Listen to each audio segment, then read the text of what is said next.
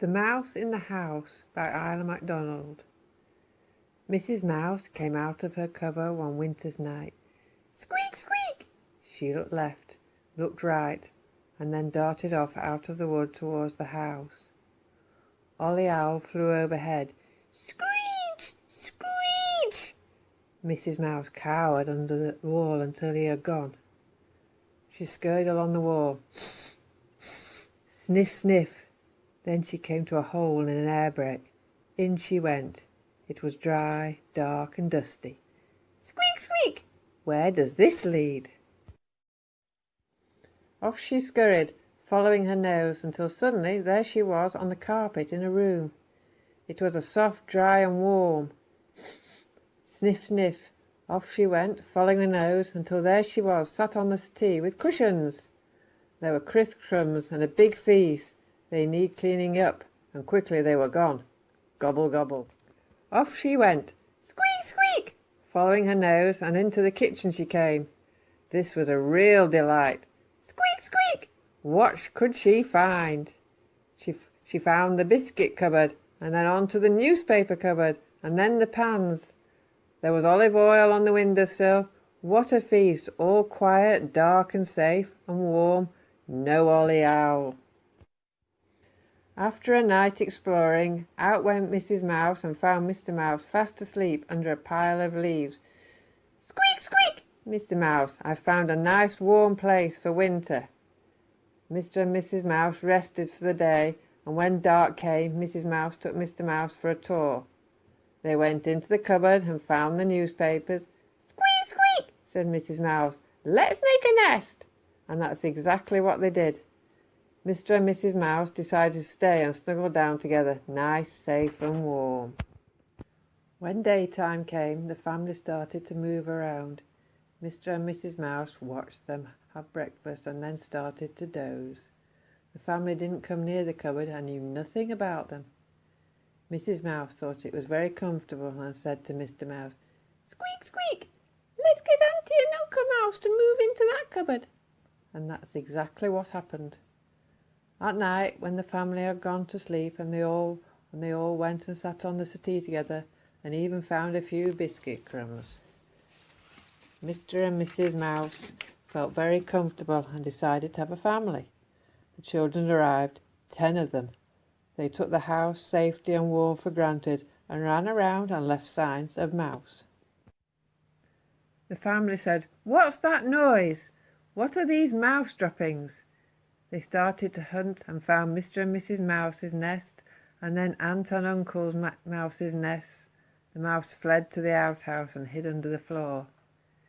Mrs. Mouse said, Squeak, squeak! Children, you must be quiet and discreet. Mr. Mouse set off for a night-time stroll, and Mrs. Mouse and the children stayed under the outhouse floor. Mr. Mouse was gone for a long time, so Mrs. Mouse went to look for him.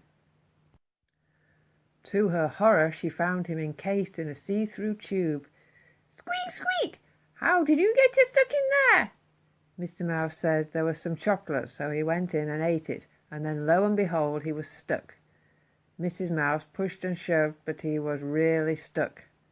Then the family started to stir, and Mrs. Mouse and the children had to hide. The next thing, Mr. Mouse was picked up and taken away.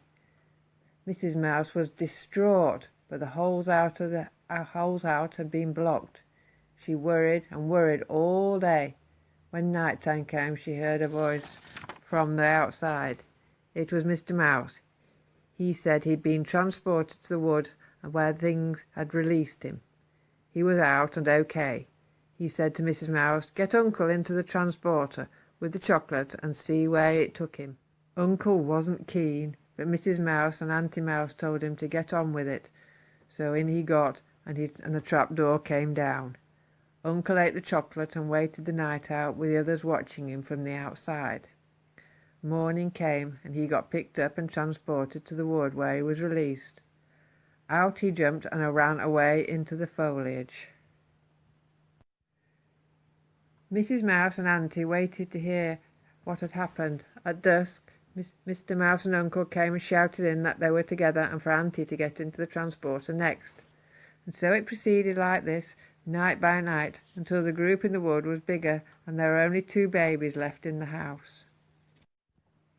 The baby mice looked at each other and said, "Squeak, squeak! We don't know about outside. Let's stay in here. No one to tell us off. Warmth with food." The holes to the house were all blocked off now, so they couldn't sit on the settee or rustle around the kitchen, but they could go under the floorboards and up the chimney. It was a bit dusty, but lots to explore for baby mice. If the door was open, they could get into the undercover yard and drink from the plant bowls. Baby mice got very daring and would go in the tube together and get the chocolate. They would pull the chocolate out gently and not get stuck because they were so small. One would get the chocolate and the other held the trapdoor open. But they grew, and then the transporter trapped them and took them outside, one by one, where Mr. and Mrs. Mouse and Auntie and Uncle were waiting. "Squeak, squeak!" Mrs. Mouse said. "About time!" and took them home to their nest. The Mouse family huddled down together in their nest whilst the rain came down and the wind blew. They were happy and said, "Squeak, squeak! It's better out here all together. We will not go in there again."